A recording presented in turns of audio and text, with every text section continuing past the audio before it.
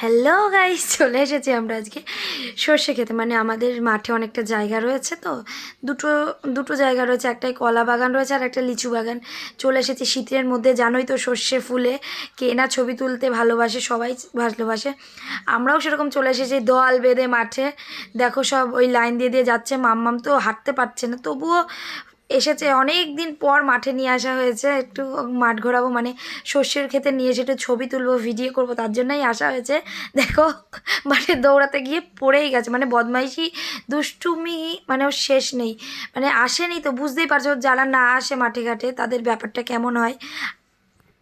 Finally আমাদের ক্ষেতের কাছে চলে এসেছে। এই দেখো আমাদের লিচু গাছ, বেশি বড় না, ওই দেখো লিচু গাছগুলো, একটা লিচু গাছের ধার দিয়ে কলা গাছ লাগানো হয়েছে, ওখানেও কলা ধরেছে সুন্দর সুন্দর। এখানে একজনের ফুলকপি খেতে ঢুকে গেছে মাম্মাম। এবার আমরা বাড়ির দিকে আস্তে আস্তে চলে যাচ্ছি। স্যারও তো এখন বিকালের দিকে তো বন্ধই থাকে। চাই আমার মাম্মাম কিছু বলছে। দাও আমার চ্যানেলটিকে সাবস্ক্রাইব করে দেবে। টাটা।